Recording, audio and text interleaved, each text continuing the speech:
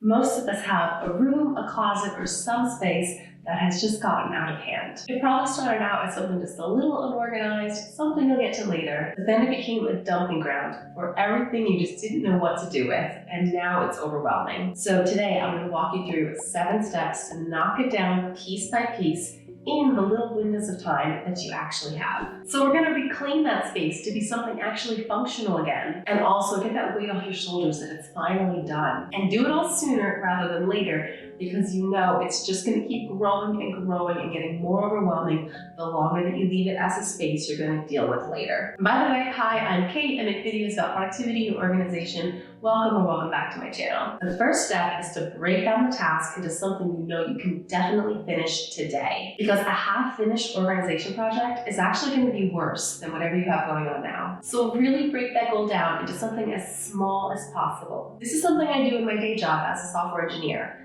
If there's a big cool new feature I want to build, I don't just start building everything at once. I break it down into the smallest possible features or pieces and do them each one at a time. So maybe you want to reorganize your bedroom, but that's going to be more than you can do in a day. So maybe just tackle the closets. That still could be more than you can do in a day. In that case, just pick like that top shelf in your closet. Pick something, really that you know you can get done. When you organize, things explode. And then they go back better than ever, right? So what you don't want is an explosion that's just so big you can't get it all back before you run out of time. Okay, so we've set our realistic goal. The next step is to pull it all out Marie Kondo style. If this is an overwhelming space, you probably have stuff shoved in there just so tightly you haven't even seen it in ages. You don't even know what you have, so let's pull it all out, lay it out, and see what there is. And seeing how much you have is going to make the next step easier. Next, we're going to try to reduce a little bit. Step 3 is labeled piles.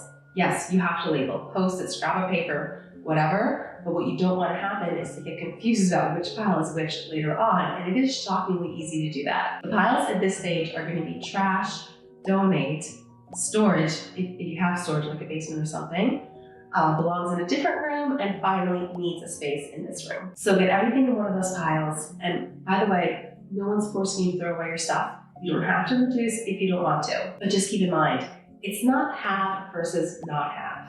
It's have and store and pay to store versus not having, but also not storing and not paying to store. We pay for storage for all of our belongings, even something in your bedroom closet. You pay a little more rent or a little more in your mortgage to have that bigger bedroom and bigger closet. And I just think this is really important to keep in mind because if you get rid of something and you need it later, you'll have to pay to buy it again.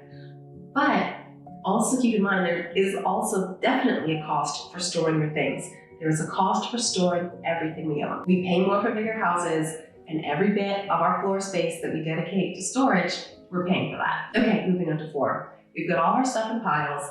Get all the piles except for the one that needs a home in this room, and get them in boxes or bags and get them out of the room. Put the trash in the trash and the donate box by the door, but do it all quickly. We're focusing on this project, on this space. We have a goal to reorganize this space in the time we have today, so we're going to stay focused. Okay, now 5.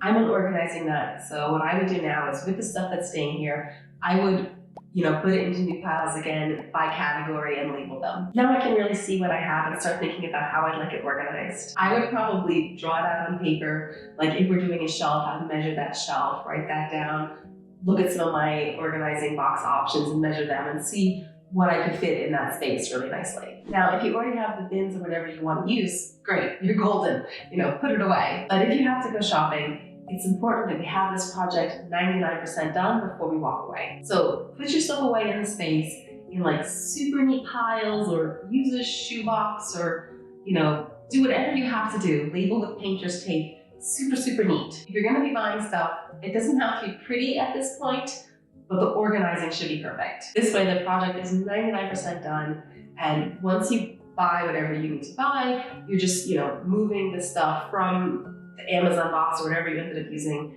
into that pretty fabric box, whatever you ended up buying, and you're done. And the last step is to protect this space. Don't dump things here anymore. Now, if we were organizing hats and you find another hat somewhere else in your house, put it away with its friends. But if you find something that you just don't know what to do with it, don't put it here. Protect this space as done. And the next time you have a little time for organizing, you'll pick a new realistic project like this. And in this way, your done spaces will keep growing.